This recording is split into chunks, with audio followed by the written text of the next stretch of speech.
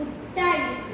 ಅಲ್ಲಿ 4 ಜನ ಗೆಳೆಯರು ಇದ್ದರು: ರಾಮ, ಶ್ಯಾಮ, ಸೋಮ, ಭೀಮ. ಅದರಲ್ಲಿ ಭೀಮ ಸ್ವಲ್ಪ ದೊಡ್ಡಾಗಿದ್ದ. ಊರವರೆಲ್ಲ ಅವನನ್ನ ದಡ್ಡ ದಡ್ಡ ದಡ್ಡ ಅಂತ ಕರೆಯುತ್ತಾರೆ.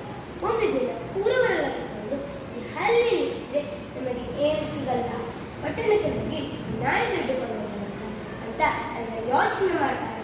ಸರಿ ಅಂತ ದಾರಿಯೇ ಹೋಗ್ತಾ ಇರಬೇಕಾದ್ರೆ ದೂರದಲ್ಲಿ ಯಾವುದೋ ಪ್ರಾಣಿ ಸತ್ತ ಬಿಟ್ಟಾಗೆ ಕಾಣಿಸುತ್ತೆ.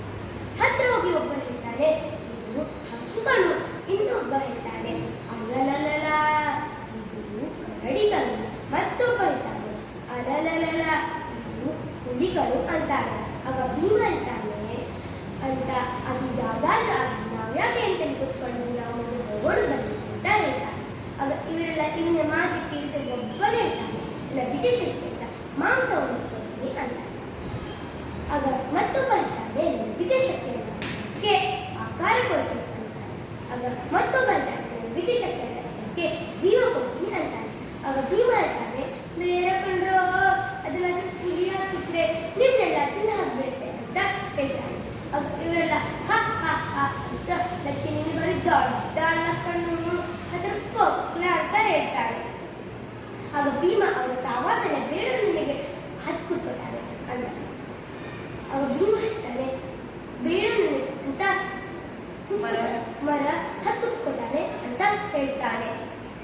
ಆಗ ಅವರ ಸಾವಾಸನೆ ಬೇಡ ಅದರ ನಂತರ ಅದ್ರ ನಂತರ ಅವರ ಎಲ್ಲ ತಮ್ಮ ಬುದ್ಧಿಶಕ್ತಿಯಿಂದ ಉಪಯೋಗ ಮಾಡಿಬಿಡ್ತಾರೆ. ನೋಡಿದಲ್ಲ ಬಿಡುದಿಲ್ಲ, ಕಚ್ಚಿ ಕಚ್ಚಿ ಬಿಡುತ್ತೆ. ಅದು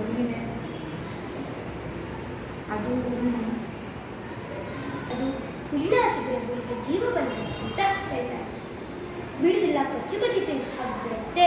ಇದನ್ನೆಲ್ಲ ನೋಡ್ತಾ ಮರದ ಮೇಲೆ ಕೊಂದು ಭೀಮ ಅನ್ಯಾಯವಾಗಿ ನನ್ನ ಸ್ನೇಹಿತರಿಗೆಲ್ಲ ಮಾತನ್ನು ಕೇಳಿದ. ಪ್ರಾಣ ಬಿಟ್ಟು ಅಂತ ಅಂತ ವಾಪಸ್ ಮನೆಗೆ ಹೋಗ್ತಾರೆ. ಈ ಕಥೆಯಿಂದ ನಾವು ಏನು ತಿಳ್ಕೋಬಹುದು ಅಂದರೆ, ಕೇವಲ ಬುದ್ಧಿ ಇದ್ದರೆ ಸಾಲದು, ಸಮಯ ಪ್ರಜ್ಞೆ ಇದ್ದರೆ. ಧನ್ಯವಾದಗಳು.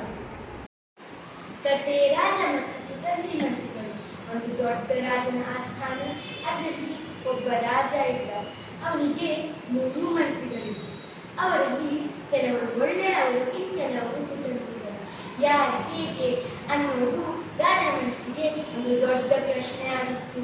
ಅದಕ್ಕೆ ಅವನು ಯಾರು ಹೇಗೆ ಅಂತ ಪರೀಕ್ಷೆ ಮಾಡೋದಕ್ಕೆ ಒಂದು ದಿನ 3 ಜನರಲ್ಲಿ ಒಂದು ಚೀಲವನ್ನು ಕೊಡ್ತಾನೆ.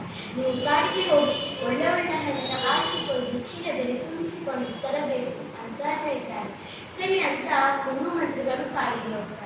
ಮೊದಲನೆಯವರು ತುಂಬಾ ಪ್ರಾಮಾಣಿಕವಾಗಿ, ರಾಜ ಹೇಳಿದ್ದಾರೆ ಒಳ್ಳೆ ಒಳ್ಳೆ ಹಣ್ಣನ್ನು ಆರಿಸಿಕೊಂಡು ತರಬೇಕು ಅಂತ ಅವನು ಕಷ್ಟಪಟ್ಟು ಒಳ್ಳೆ ಹಣ್ಣನ್ನು ಆರಿಸಿಕೊಂಡು ತನ್ನ ಚೀಲದಲ್ಲಿ ಸ್ವಲ್ಪ ಉಪಯೋಗಿಸ್ತಾನೆ. ರಾಜನಿಗೆ ಚೀಲವನ್ನು ಪೂರ್ತಿ ನೋಡ್ತಾರೆ ಅಂತ ಕೊಳದ ಹಣ್ಣುಗಳನ್ನು, ಹಕ್ಕಿ ತಿಂದು ಹಾಲಾಗಿರುವ ಹಣ್ಣುಗಳನ್ನ ಚೀಲದಲ್ಲಿ ತುಂಬಿಸಿಕೊಡ್ತಾರೆ. 3ನೇವನಂತೂ ಕೇಳ್ತೀರಾ, ತುಂಬಾ ಸೋಮಮಾರಿ ಮತ್ತೆ ಕುತಂತ್ರಿ. ರಾತ್ರಿ ಚೀಲವನ್ನು ಬಿಚ್ಚಿ ನೋಡ್ತಾರೆ ಅಂತ ಕಸ, ಕಡ್ಡಿ, ಮುಳ್ಳುಗಳನ್ನು ಚೀಲದಲ್ಲಿ ತುಂಬಿಸಿಕೊಡ್ತಾರೆ. 3 ಮಂದಿಗಳು ತಮ್ಮ ತಮ್ಮ ಚೀಲವನ್ನು ಹೊತ್ಕೊಂಡು ಆಸ್ಥಾನಕ್ಕೆ ಬಂದು ರಾಜನ ಮುಂದೆ ಇಡ್ತಾರೆ. ರಾಜ ಕುತಂತ್ರಿಗಳಿಗೆ ಒಂದು ಪಾಠವನ್ನು ಕಲಿಸಬೇಕು ಅಂತ ಸೇವಕರನ್ನ ಕರೆದು, ನೋಡಿ ಈ 3 ಮಂದಿಗಳನ್ನು ಬೇರೆ ಬೇರೆ ನೋಡಿ ಹಾಕಿ ಅವರು ತನ್ನ ಹಣ್ಣನ್ನು ಅವರು ಜೋತಿಯಡಿ, ನೀವು ಊಟವನ್ನು ಕೊಡಬೇಡಿ, ಅವರು ತನ್ನ ಹಣ್ಣುಗಳನ್ನು ತಿಂದು ಅವರು ಹೊಟ್ಟೆ ತುಂಬಿಸಿಕೊಳ್ಳಿ ಅಂತ ಹೇಳ್ತಾರೆ. ಸರಿ ಅಂತ ಸೇವಕ ಹಾಗೆ ಮಾಡ್ತಾರೆ. ಅದರಲ್ಲಿ ತುಂಬಾ ಪ್ರಾಮಾಣಿಕವಾಗಿ ಒಳ್ಳೆ ಹಣ್ಣನ್ನು ಆರಿಸಿಕೊಂಡು ಅದನ್ನೇ ತಿಂದು ತುಂಬಾ ಆರೋಗ್ಯವಂತನಾಗಿ ಬರ್ತಾನೆ. ಒಳ್ಳೆದ ಹಣ್ಣನ್ನು ತಿಂದವನು ಅದನ್ನೇ ತಿಂದು ರೋಗಿಯಾದವನು ಬರ್ತಾನೆ. ಬರೀ ಕಸ, ಮುಳ್ಳುಗಳನ್ನು ತಿಂದವರು ಅದನ್ನು ತಿನ್ನಲಾರದೆ ಹಸಿವಿನಿಂದ ನಿದ್ರಾನಾಗಿ ಹೊರಗಡೆ ಬರ್ತಾರೆ. ಈ ಕಥೆ ನಮಗೊಂದು ಒಳ್ಳೆ ಸಂದೇಶವನ್ನು ನೀಡುತ್ತದೆ. ಒಳ್ಳೆ ಕೆಲಸಕ್ಕೆ ಒಳ್ಳೆ ಪ್ರತಿಫಲ, ಕೆಟ್ಟ ಕೆಲಸಕ್ಕೆ ಕೆಟ್ಟ ಪ್ರತಿಫಲ ಎಂಬುದಾಗಿ. ಧನ್ಯವಾದಗಳು.